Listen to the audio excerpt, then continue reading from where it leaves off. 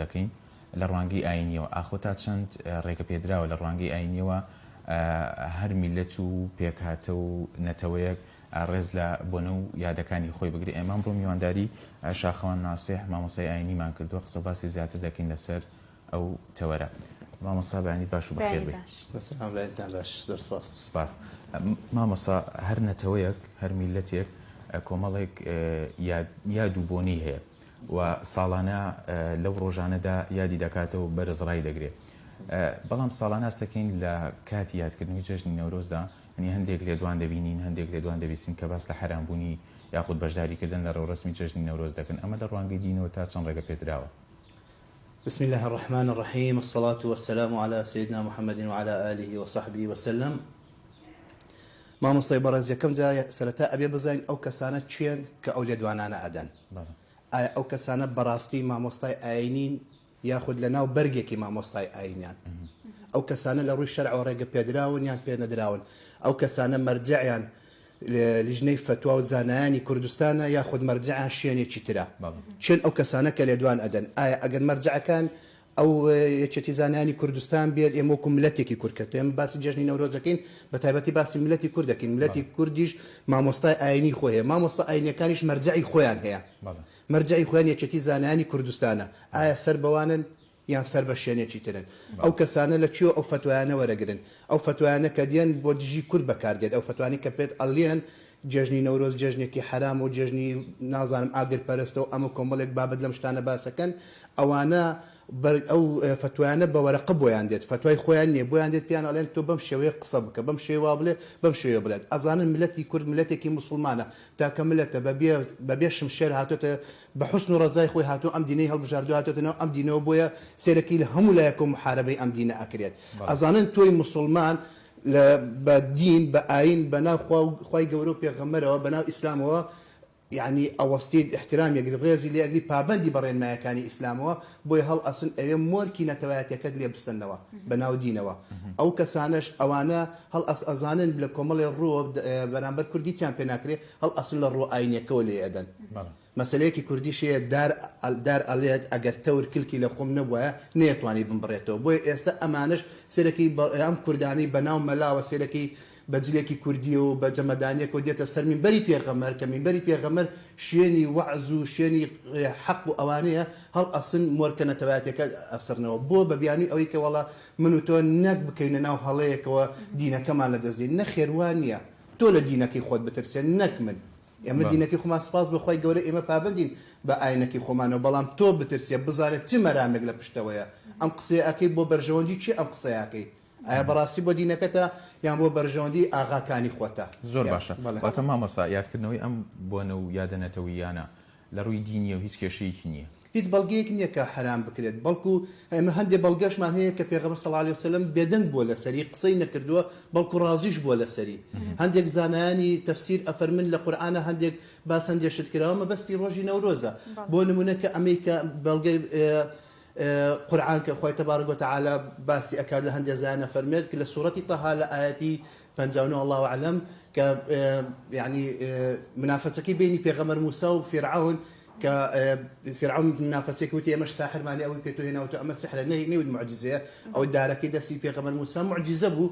أمان أيام كالسحر بو وتي مش ساحر ماني أو كتو أكيد وتي باشا موعدنا يوم الزينة يوم الزينة أو روجيك كو أبنولي يعني لغوي زمانواني وهر كو بنويك بجيجن حسابه هر كو بنويك بدر بريني خوشيك بجيجن حسابه كبيغمبر موسى أو روجي دانا زانيتي أو روجي خلق كو أبيت أو نبيت هندي زانيان أفرمن أو لو زانيانش أقل درفتها بيت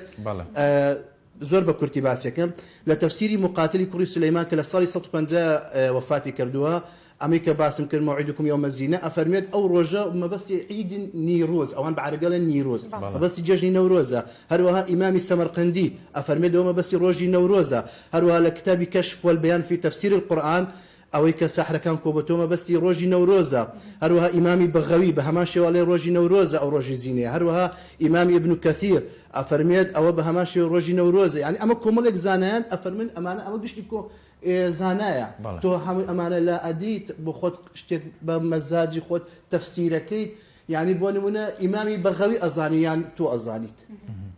إمام ابن كثير أزانيان تو أزاني لخوته بكيف خد تفسيرك أما لو روي قرآن لو روي حديثي بيغمر صلى الله عليه وسلم أحباش كان هاتن لروجي ججني خوان أبو لججني خوان أبو هاتن أهانج كان ساس كل نامز قوتك بيغمر صلى الله عليه وسلم أهانج كان هالبزو رمبازي وأمشتان أبو بيغمر صلى الله عليه وسلم بيدن بو قصي نكر سير شانك الرجشي بياند يا بخوا يسمى البرم أقدر كموناو نجناو مزجوتك ناحوشي مزجوتك هزار كسم لي راس بيته بحرب كافرم ده أنا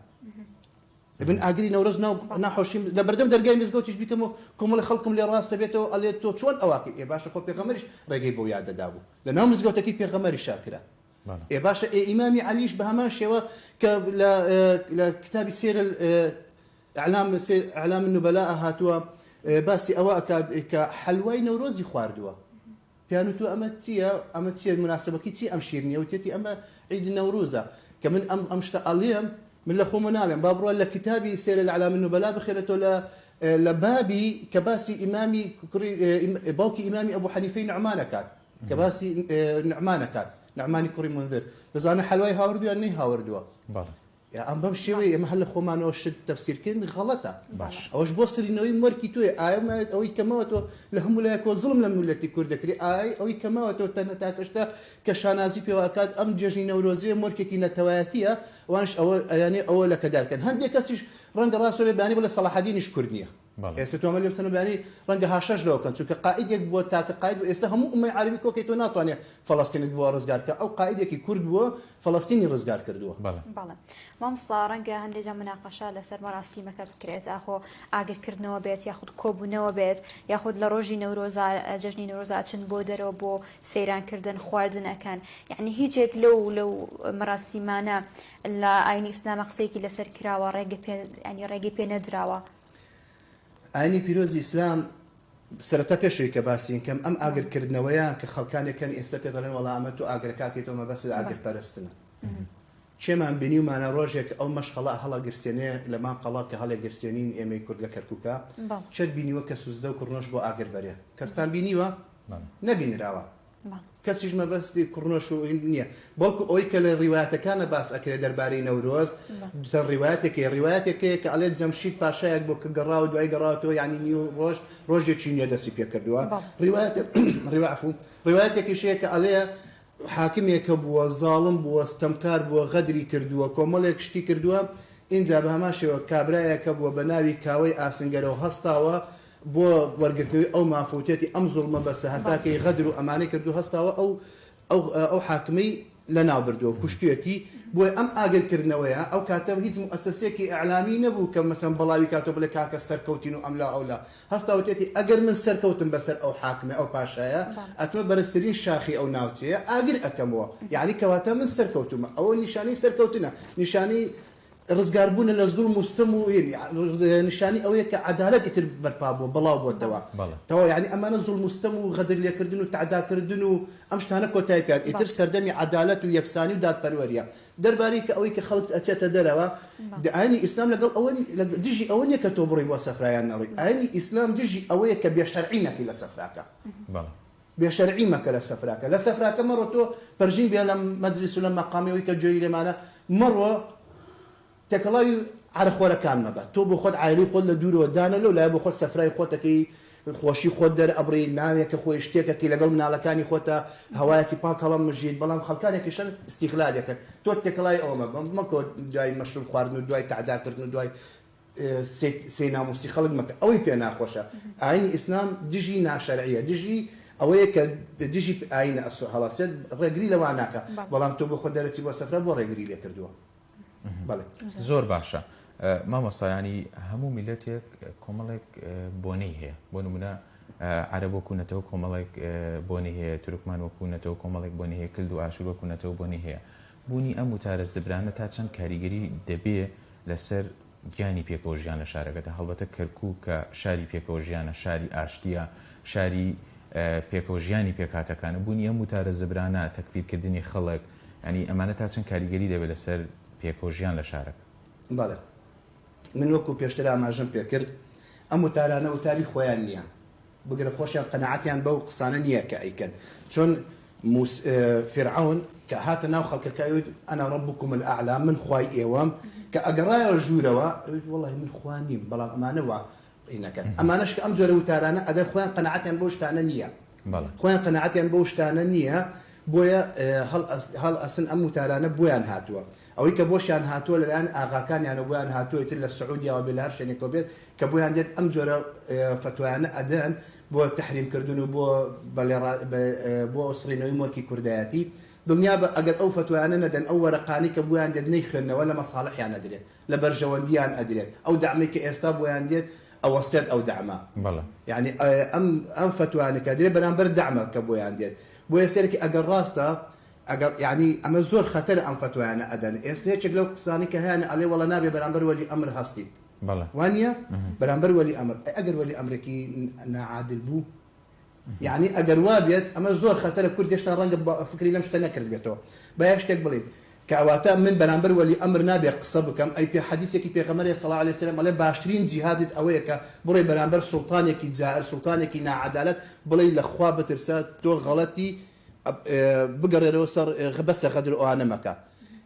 ئێوکە ئەمە ئیستاواکە ئەو غەدر لە میلەتە ناکرێت بۆ ناڵێن کاکە بۆ غەدر لە میلەتاکی بۆ ناڵی بۆ ئەم کارە بەیامان نادێتێ بۆ ناڵی کاکە ئەم معاشە بۆ نادێ بۆ ناڵی کاکە بۆچی جیاوازیەکی لە نێوان سعری ئەم پێری مۆلیدەیە بۆ ناڵێ ئەم بانزینە کە تۆ لەبان بەحرێکی نەوت و بانزینە بۆ نەوت و بانزینمان ئەو هەیە بۆ ئەوانە ناڵێ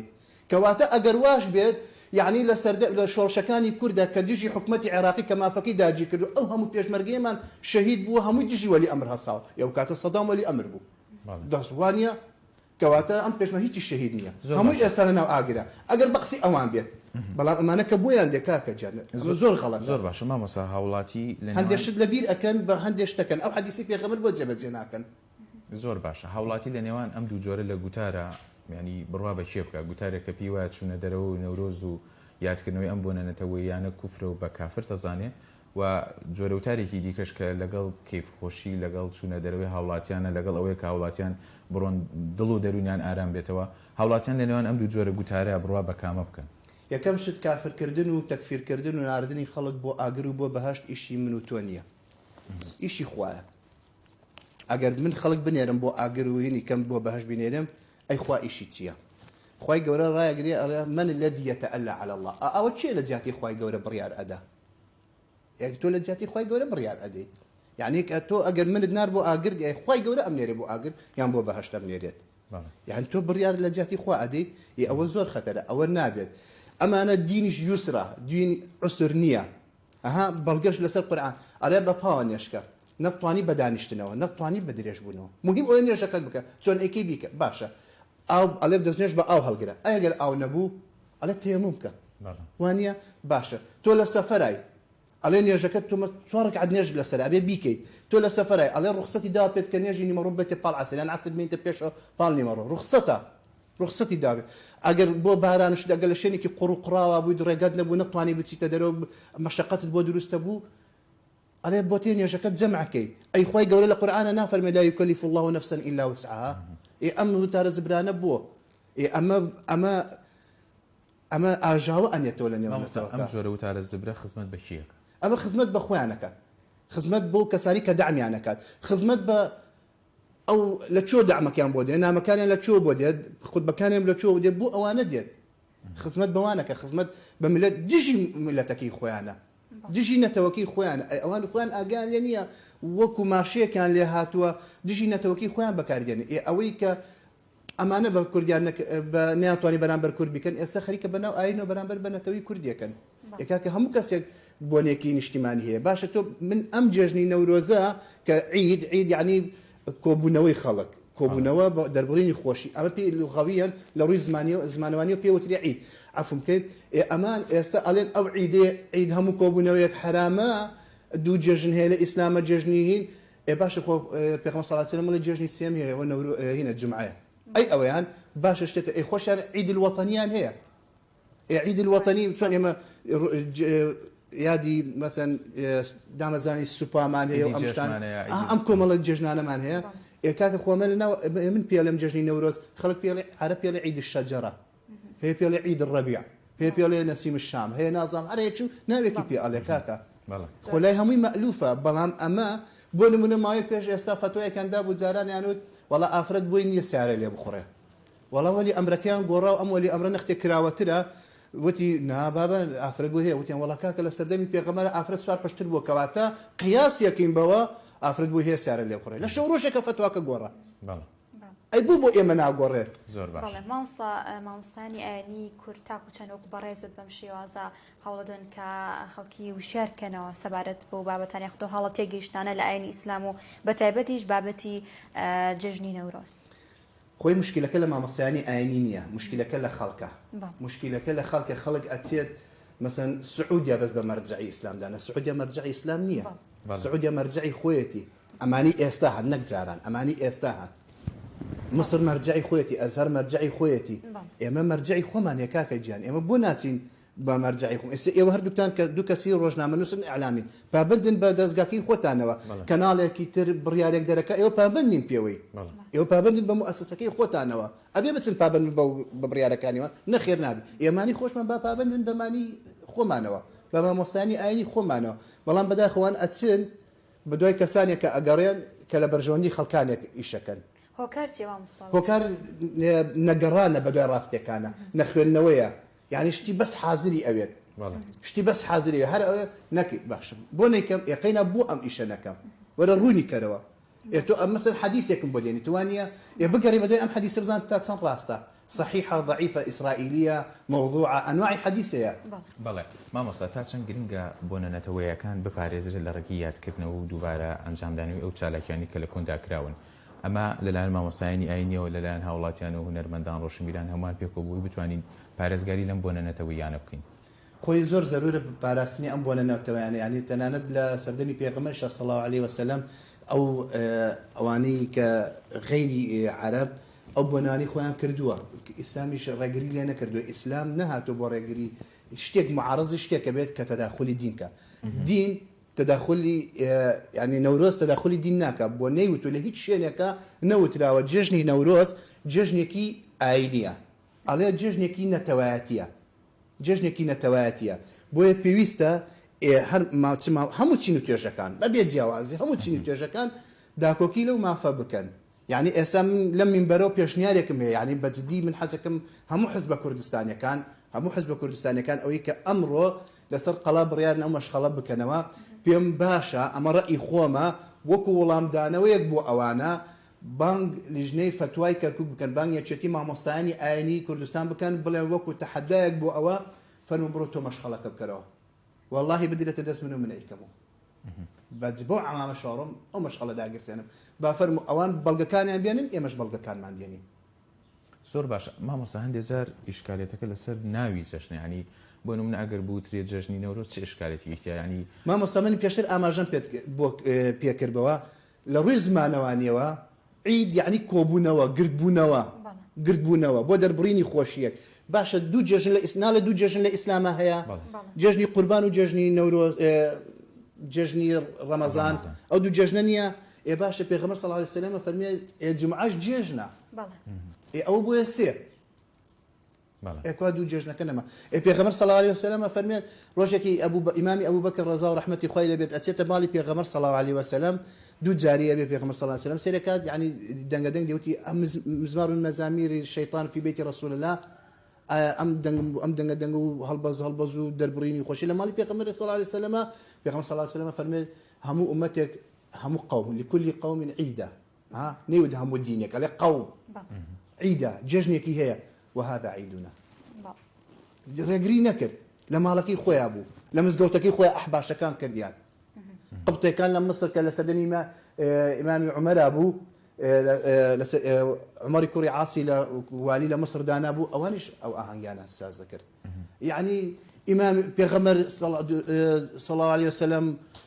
والعياذ بالله حاشا لا بيغمر نيزاني تو ازاني امامي عمر نيزاني تو ازاني امامي علي نيزاني تو ازاني او هم زانا نيزاني تو ابن تيميه كاكا كاخوان هم يعني اعتماد كان سر فتوى كان ابن تيميه اللي هيك لكتابي اقتضاء الصراط المستقيم الله اعلم لا بارينو توتشاريشا لا بارينو هاب ببلغاو عليهم لا بارينو توتشارا بس اواك عليه هندق للسلف جمع من السلف ومنهم كبار الصحابه علي بن أبي طالب رضي الله عنه إمامي علي رضا ورحمة خوي الأبيض لقال بعض من التابعين لشيرين وروز يعني أخوات وەریان گرتووە هەدایە نەورۆزیان وەرگرتووە بەڵێ باش ئەمانە کەس نەیزانی ئێستا تو ئەزانیت بەم عارەبێ شکاوی خۆتەوە زۆر باشە بەڵێ مامۆستا هەرکۆزین سبینەیە کە جەژنی نەورۆز و خەڵکیەکێ بۆ سەیران پێم خۆشە بەڕێز تۆکو مامۆستایەکی ئاینی لە ڕوانگەی ئاینی ئیسلامەوە باسی ئەو بکەیت تاکو چەند پێویستە کە پارێزگاری لە سروشت بکەین کە چۆن زیان نەگەێنین بە دار و درەختەکان و پاک و خاوێنی سەیرانگە و یاخود سروشتی وڵاتەکەمان یاخود شارەکەمان بپارێزین تاکو چەند گرنگە لە ڕوانگەی ئیسلامەوە طبعا نەک تەنها لە ڕۆژی نەورۆزە کە خەڵک دەرەچێت بۆ سەفرا لە هەموو کاتێکە هەموو کەسێک گرنگە پاک و خاوێنی بپارێزێت پاک و خاوێنی لە ئیمانە پێغەمبەر صلی الله علیه و سلم فەرمێت النظافة من الإيمان لە شوێنێک ترا فەرمێت تنظفوا فإن الإسلام نظيف وانە پاک و خاوێن بن ئیسلام پاک و خاوێنە تۆ ئەم پیسێ لەوێ فڕێ ئەدەیت لە ڕووی شەرعەوە ئەم پیسێ ببێتە مایە عەزەتدان بۆ هەر کەسێک چەندێ عەزیەت بخوات تۆ ئەوە گونەحبارە بیت چەندێ ئازار بچێشێت تۆ ئەوە گونەحبارە بیت جا بۆیە ئەڵێت ئەفەرمێت لە هەموو شتێک بەرامبەرێ ئەڵێ ئەگەر هیچێک لە ئەڵێ ئیمان بضع وسبعون شعبة حفتة أو نبشة أعلاها لا إله إلا الله برسترين بلي إيمان لا إله إلا الله أدناها إماطة الأذى عن طريق المؤمن مسلم أليه بلا بردي بربس يك رجاي مسلمان باشا أو بربس بردي كشتيك لا أبيد أو هل برسر يك لا أبيد أما همشتك برام بركي هي أي كتب بربس يك لا رجاي خلق خير بو بنسرة كواتشتك شدانا لرجاي خلق جناح باربيت جناح باربيت أما هيز مزاري ثانية هموش تك مقابلك هي برامبرك هي بهشتي أجري هناك هي تاريخي هي ساكه هي خرافة هي خير دسكية بردق لابيت بخوا بيسيج داني قنا حد دسكية تمام بعربي لا هموش تك بويا ضرورة همو كسك هر كسك حسب مسؤولياتك حسب مسلمان بوني خوي أكاد بمسلمان بوني خوي أكاد حسب الشنكوتي محمد المصطفى أكاد صلى الله عليه وسلم نابد أو بيسي وشتانا لو نافر يبدن علاقة يقبل اللي قال خل علاقة نبي خلقاني خير خوازية وكو همو صالق لنا ورزانا علاقة تدن أو بيسي بلاو مكروا بيسي بلاو مكروا بو أوي هيك تربيته أو شيء ندانشت نمونيك ديال موا من لبيشتو يا أروما أو شيء ندانشم أو نا بيس أكم دواي تودي تشينكي من مرتاحي أطواني دانشي نخيرنا أطواني كواتت حسابك خود أتي توشينا هيك بيشتو لو يدانشتوا باق راي قراب وهي هيك تريش استفادي لبكا باق راي ناقري عليه سيك على كيف ما تدين التدان أما الإمام الشافعي لكتاب كيف ما تدين التدان زانان لو كتابه باسكن عليه همشتك كرد عليه أو إلى درجة خلق ده لدرجة النخل أو بهماش وتو بيسلو نافردي خلق كش بيسيل بودانا خلق بزارك خلق بزارتك أما قرزة كلا سد اللي بدي بويا باكو خاني راب قرب خلق باكو خاني إيش بتو بتجيب ولا شيء ما مصا بش لو تعرف زبراني كذا دري يعني هرتنها أو نيك الرجنادا تۆ بەشداری یاد و بۆنی خۆت بکەی بەڵکو ڕێگە نادا بەشداری یاد و بۆنی نەتەوەکانی دیکەشکی بۆنە ئەوەی پێ حرامە کە بەشداری یاد و بۆنی هاوڵاتیکی مەسیحی بکەیت من ئەم پرسیارە دەبەستمەوە بۆی تا چەند گرنگە هاوڵاتیان بەشداری بۆنە و یادەکانی یەکدی بکەن بە تایبەتی لە شاری کەرکووک موضوعی بۆنە و یادەکانی مەسیحی شتێکی ترە من هەندێک بەحثم کرد بە دوای زانانی وەهابی کێ باوا بڵین ئەوان لە سعودیە کە بزانین چی دەربارەی ئەو بۆنە ئەڵێن لو بني أوان ألين جائزة بليد أجر هندو بليد سري صالة بيروز بيونازانم تيبو شوية باسيا كان والله بو تو جائزني قبل جشن نوروز بيروز بيت بو أوان جائزة بشرط يك أوان كأو بني أكان أوان كريان تبوينيكي عيني نجنة تواتي بوينيكي عينية ألين أوان ألين خواو عيسى ومريم سلام إخوان لبيت عليه أمانة هرسي كان إخوان أما جايزني إخوان جورا بنص القرآن فرمت لقد كفر الذين قالوا الله ثالث ثلاثة لشين ترى له عيسى قري إخوان لقد كفر كفر يمكن أو كسانة إن جاتو أوان عليه خواسيانة تو أروي علي والله عليه لم رجع بويا بيرن هن سلسال كعيسى لديك وعيسى شكري إخوانته علي بيروز بيه يعني أما اشتكي جوازة أقدر وكو نتواتي سير بكن احتيادية بلا مكو آينينا لروي آينوا أو ججنية هي ما مساتاتشن جرينجا هاولاتيان رز لبيرو بوتون جوازة بيرو بوتون جوازة رز لبيرو بوتون خوي يقول القرآن أفرمي لا إكراه في الدين لا إكراه في الدين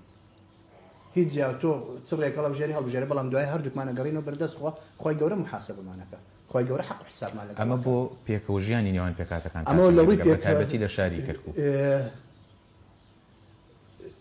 لروي بيكوجيانو امانه بۆ حەقمان نییە بەسەرانەوە چۆن بیرەکەنەوە چی ئەکەن چی ناکەن ئەوە شتێکی ترە بەڵام من تەدەخولی ئیشەکە بکەم ئەوە جیاوازە خوای تەبارەک و تەعالە ئەفەرمێت لا ئیکراها فی الدین کە هەردووکمان ئەگەڕینەوە بۆ لای خوای تەبارەک و تەعالە خوای تەبارەک و تەعالە حەق و حسابمان لەگەڵا ئەکات من بۆم نییە تەکفیرت کەم من بۆم نییە بنێرم بۆ ئاگر من بۆم نییە بنێرم بۆ بەهەشت ئەمە ئیشی خوایە کاکە جان مەوزوعی دین هەر شتێک تەداخلی دین کرا دین ڕێگەی بۆ داناوە ڕێگەی بۆ داناوە بەڵام شتێکی نەتەوایەتی پەیوەندی بە خۆتەوە هەیە من ڕێگری لێ ناکەم بۆ ئەوەی پێکەوە ژیان و ئاشتی و برایەتی من و تۆ بمینێ لە شارە لەم شارەیە وەکو برا بێکەوە بژێ من تۆ قبوڵەکەم بە هەموو بیر و بۆچونە جیاوازەکانتەوە وەکو ئینسانێک وەکو مرۆڤێک تەعامل لەگەڵەکەم بەڵام وەکو ئاین من ئاینی خۆم پێ ڕاستە چۆن تۆ ئاینی منت پێ تەواو نییە منیش ئاینی تۆم پێ تەواو نییە تەواو ئەمە چونکە ئێمە قورئانێکمان هەیە ئەفەرمێت ئین الدین عند الله ئیسلام تەواو دین لای خوای ئیسلامە تۆش دینێکە هەڵبژێری بە خۆت هەڵبژێرە بەڵام ڕێز لێگرم وەکو مرۆڤێک وەکو ئینسانێک وەکو مەخلوقێکی خوای تەبارەک و تەعالە چۆن تۆ باوەڕت بە دینەکەی من نییە منیش باوەڕم بە دینەکەی تۆ نییە تەواو هەردوو کشمان ئەگەڕینەوە بەردەست خوای تەبارەک و تەعالە خوای گەورە محاسەبەمانەکات بەڵێ مامۆستا عەزتەن سێرەکەیت کە جەژنەکان هۆکارە بۆ تەبایی و ئاشتبوونەوەی خەڵکی پێم خۆشە باسی گرنگی جەژنە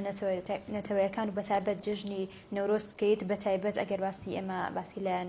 لایەنە و حیزبەکان بکەین حیزبەکە کوردستانیەکان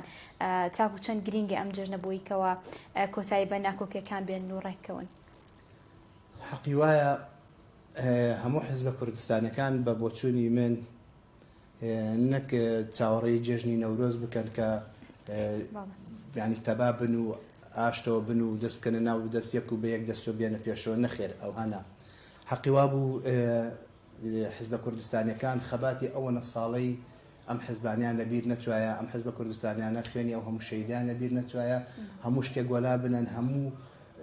خلافاتەکانیان وەلا بنەن تەنها لەبەر خاتری کەرکووک کە ئەم هەموو شەهید و قوربانیە دراوە لە پێناو کوردستانی بوونی کەرکووکە ئەبوایە یەک دەنگ بوونایە لەبەر خاتری کەرکووک بەڵام بەداخەوە ئەوەیەکەوە ئەبینرێت بە دوای هەندێکیان بە دوای مەساڵحی شخصی ئاگەڕێن نەک بە دوای مەساڵحی نەتەوایەتیە مەساڵحی شعبەکە مەساڵحی کوردان ئاگەڕێن بە دوای مەساڵحی شخصی ئاکرێ ئەوەندەی شەڕی پۆست و دەسەڵات ئەکرێت لە بەغا بەخوانیوەی ئەوە شەڕی کوردستانی بوونی کەرکووک بکرایە ئێستا شتێتر بوو ئەو هەنابوو بەداخەوە زۆر باشە مامۆستا هەڵبەتە لە هەموو بۆنە و نەورۆزێکدا بەڵین دوو دیار دەهەیە ئێمە لە سەرەتای بەرنامەکەشەوە ئاماژەمان پێ کرد هاوکارم سارە باسی پاکوخاوێنی ژینگەی کرد هۆکارێکی دیکە خودیاردەیەکی دیکە کە لە نەورۆزدا بەتایبەتی بەرچاو دەکەوێت ئەویش پابەندەبوونی هاوڵاتیانە بە ڕێنمایەکانی هاتوچۆ شۆفێریکردن تا چەند گرنگە لە ڕووی دینیشەوە هەڵبەتە هاوڵاتیان پابندی ڕێنمایەکانی هاتوچۆ بن هەم بۆ پاراستنی خوان هەم بۆ پاراستنی کەسوکار و کەسە نزیکەکانی لابرا هەر بۆ خۆشیەوەی پابند نەبێ خۆی زەرەرەکە تووشی حادسێکی بێ زەرەر دنیا بەرسیارەکەی ئەکرێت ئەمە هەر بە خۆشی بووە زەرورە پابندی بە ڕێنمایەکانی هاتوچۆ چونکە ئەگەر تۆ پابند نەبی ببیتە هۆکاری عەزەدانی خەڵکخوانە خواسە حادسەیە بکە هێچێک بکوژیت ئەوە ئەبیتە قاتل لە ڕۆژی قیامەتە کە نامەی ئەعمالە دۆرەگریت بە قەتل حیسابە قەتلێکت کردو و خۆتیش ئاگاد لە خۆت نییە ئەمە یەک دووش ئەبیتە مایە عەزەدانی خەڵک ئەمەش ئەنن لە ڕووی ئیسلام لە ڕووی شەرعەوە ئیسلام ڕێگەی پێ نەداوە کە تۆ ئازاری خەڵک بدەیت تۆ دەرچی حڕیەتی خۆت ئەوەنە ئازادیت کە نەی ئازادی من نەبەزێنیت ئەوەنە ئازادیت نەک وەڵا ملەتەکە دانیشتمە و دەنگی تەزیلم دیجەیەکەی خۆت ئاخر سەڵت بدەیت و بکەویتە کۆمەڵێک شتی نارێک من عەزیەت بدەیت مامۆستا هەرویستم باسی ئەوەش بکەین ینی تا چەند گرنگە هاوڵاتیان لە شوێنە گەشتیارەکانیش ڕێز لە با بڵێن تایبەتمەندیەکانی یەکدی بگرن بە نمونە عەزیەتی یەکدی نەدەن سنووری یەکدی نەبەزێنن ینی زۆر جا دەبینین لە شوێن و بەتایبەتی شوێنە خێزانەکان یعنی شەڕ دەکرێت خۆتەندی دیاردی نەشیاو دەکرێت تا چەند گرنگە هاوڵاتیان ڕێز لە تایبەتمەندیەکانی یەکدی بگرن ئەوە ئەگەر پابند بوونا پابند بوونا بە ئاینی پیرۆزی ئیسلامەوە ئەو شەڕە نابوو ئەو تێکەڵبوونە نا وەکو بەڕێزت ئاماژەت پێکرد لە ڕووی ئاینەوە ئاین لەگەڵ ئەوەیە کە دەرچی بۆ لەگەڵ ئەوەیە نییە کە ڕێگری لێ بکات کە دەرنەچی بۆ سەفرا بەڵکم لەگەڵ شتە بێ شەرعیەکانایە سێرەکی تۆ چوار گەنجی ئەلێ دانیشتە کۆمەڵێک شتی ناشەرعیەکی ئەلەم لا تۆ عایلە دانیشتووە هەڕێز لە عایلەکە بگرە بیهێنە تەطبیقی کە لەسەر خۆت ئینسان هەر شتێکی کرد با خۆی بکاتە شوێن ئەوەی تر بزانێ خۆی بە عایلە و لێرە دانیشە چوار گەنجی کە ئەوها بەو شێوە بکات قبوڵێکات قبولی ناکات کەس نی ئەو شتە قبول کات ئللا اللهم هیچێک کە خۆی هەموو شتێک قبول بکات کەس نیە ئەوە قبولکە کەواتە مادام تۆ بۆ خۆت بۆ عایلی خۆت قبولی ناکەی بۆ عایلی کەسیش قبولی مەکە ئەو دەنگە بەرز ئەەکەیتەوە ها کوردەواری ئەڵێت دەنگی دەهۆڵە دوور خۆشە والله کاکە ئەو دەنگی ئەو تەزیل و شتت آخر سەوتی ئەدیتێ والله خۆت جۆت لێ نابێت ئیزعاجە لای خۆت ئیزعاجە هیچێکی لە دوورەوە جوێی لێ بێ بۆ ئەو خۆشە بێ دەنگەکە کەسی کە بەس بای خۆت کەسی کە بە خۆت جۆت لێ بێ خۆت لەزەتی لێ بگی خۆت تام و چێژی لێ وەرە بگرێت ئیتر هەرچیەکەکەیت با هەرچیەکە گۆرانیە قورئانە هەرچیەک لێدی ئەوەی کە خۆت مقتەنعی قەنەعەتت پێی هەیە با بۆ خۆت بێ بۆ خەڵکی کە نەبێت دوای ئەوە کە مەبە هۆکاری عەزیەتدانی خەڵک ئەمە لە ئاین هیچ ڕێگەی پێ نەداوە پابند بوون بە ڕێنمایەکانی هاتوچۆشەوە پێویستە هەموو کەسێک کە لە کاتی ڕۆیشتن و لە کاتی گەڕانەوە پەلەپەل نەکا ئەڵێ شەیتان پەلەی کردچایە خۆی دەرکرا مەسەلانەی ئەم مەسەلە کوردیان هەیە زۆر زوو دەڕۆن زۆر بە پەلەش دێنەوە ئەو زوو ڕۆیشتنە بۆ ئەوەیە کە جێکی خۆشی دەستکەوێت ئەو زوو گەڕانەوەش الله ئەعلەم بۆ ئەوەی تووشی ئەو قەڵەباڵغیە نەبێ بەیانی دوو کەس بە ماتۆڕێکەوە بێت ڕێزم هەیە بوانی ماتۆر لێ خوڕێ بێت و ئیزعاجی کاویان سێرەکی هەندێک کەسێم جۆرە ماتۆرێکی کە وڵای ئەمەش لە ڕووی شەرع و فرسەتێکی باشە لەم بینەرەوە حەزەکەن باسی چونکە بەڕاستی گرنگجازی زۆری هاوڵاتیانە ئەوە بەڕاستی لە ڕووی شەرعەوە جایز نییە واللهی گوناحباری واللهی ئەو دایک و باوکی کە ڕێگە ئەدات ئەو جۆرە ماتۆرانە بۆ مناڵەکانیان ئەکردن و قسە ناکەن واللهی ئەو دایک و باوکەش گوناحبارە ئێمە هەر خۆمان گوێمان لێ بۆ کاتێک کە یەکێک ماتۆر بۆ شێوەی لێ دەخوڕێ ینی ینی جوێن بە یاخود هەندێک سوکایەتی بە خۆی و دایک و باوکی ڕەنگە بە چەند پشتیشی بکرێت ئەوە خەتای خۆیەتی تۆ بەڕێکی ئەو ماتۆرت لێ بخوڕە بزانە کەس قسەت پێ ئەڵێت قسەت پێ ناڵێ بەڵام هەرکەس تەنان سیارەکەشت سەریع لێ بخوڕە بەناو کۆڵانەکانە بزانە خەڵک چۆن باس دەکات بەڵام ئەگەر بەهێمنی و لەسەر خۆت لێ بخۆری کەس باوەڕ مەکە کەس قسەت پێ بڵێ هەم لە ڕووی پاراستنی ژیانی خەڵکەوە هەم خۆتیش تووشی کێشە نابی کاکە و پەلەپەلەمەکە بۆ دوای بچی دەست خەڵک ماچکەیت با ئەو شتە نەبێت تۆ هیچێک عەزیەتە دێ ڕەنگە لەبان ئەو ماتۆڕە بکەویت یان هیچێک ئەو هەر سیارەکەی نوک سیارە دعامەکەی سوڕان لێتی دا ئەکەویت شوێنێکت ئەشکێت هەر خۆت لەبەر خاتر خۆت کاکە واز لە هەمووی بێنە لەبەر خاتر خۆت برام ئاستا بێگومان ئەمڕۆ هاوڵاتیان لە سەرقەڵا کۆ بنەوە ڕێنمایی تۆ چییە بۆ ئەوانی کە کۆ بنەوە لەو ئەخرە باڵغەیە وەکو ڕێزگرتن بێ لە یەکتر و بەوەی کە کێشە گرفتەکانیش دروست نەبێت ئەمە دوا پرسیاری ئێمە پێویستە لەسەر ئەو کەسانی کە بەشداری ئەم ئاهەنگی ئەمڕۆ ئەکەن کە جێژنی بۆی ئەڵێم جێژنی نەورۆز جێژنێکی نەتەوەی کووردە پابند بن بە ڕێنمایەکان پابند بن بە هێمنی و هادیئی هەڵنەسن یعنی هەندێک خەڵک ئەبینی سێرەکی هەندێک تەسەڕفاتی نەشیا و ئەکات نە ئەو جێژنن هەر لەبەر خاتر نەتەوەکی خۆت ئەو جێژنە بپارێزە بە خەڵک بە چاوێکی ترەوە سیر نەتەوەکەت نەکە نەڵێدەها ئەمە جێژنەکانەوە ها چیتیاکەن ئەم ساڵ ئەگەر تۆ کێشەیەک ئاژاوەیەک بنیتۆ ساڵێک تر ڕەنگە نەتەوەکانتر نەیەن خۆت جیاواز مەکە ڕاستە جێژنێکی توەیە بەڵام خۆت جیاواز مەکە لە خەڵکی مەڵێ وەڵا ئەمە لە نەتەوەیەکی ترە و خۆم فەزڵ کەم بەسەریان نەخێت ئەو مادەم هاتووە لەگەڵ تا بەشداری ئەو خۆشی تۆ ئەکە ڕێزی لێ بگرە کەواتە ڕێزی لە تۆ گرتو بۆیە دێ بەشداری لە ئاهەنگەکەتەکە تۆش ڕێزی لێ بگرە ڕێزی لێ بگرە بۆی جارێتر ئەگەر ئەم جارە بەسخۆی هاتبێت جارێتر کە عایلەکەشی بێنێ لەگەڵ خۆیان بۆیە پێویستە هێمنی بپارێزرێت پێویستە فەرق و جیاوازی نەکرێت لە نێوان نەتەوەکانە پێویستە شەڕ و ئاژاوە نەکرێت لەویانە بۆ ئەوەی ئەم جێژنەی نەتەوایەتە چۆن ئێستا ئەوان هەوڵە دەن ناشرینیکەن و حرامیکەن خۆت مەبە هۆکاریکە ناشرینیکەی تکایە خۆت مەبەرە هۆکاری ناشرینکردنی ئەم جێژنە زۆر باشە هەرچەندە هاوکارم ساراوتی کۆتا پرسیار بەڵام زۆر باشە هاوکارانمان دەڵێن کاتی پرۆگرامەکەمان تەواو بوو زۆر سواز بۆ مامۆستا شاخەوان ناسێ سواز بۆ ڕوونکردنەوەکانت بە هیواین هاوڵاتیان جێژنێکی خۆش جێژنی ئارامی پێکەوە ژیان پێکەوە بەسەر بەرن بەڵێ خۆشەویستان ئێمە لێرە سارە لە ستۆدیۆ کۆتایی پێدێنین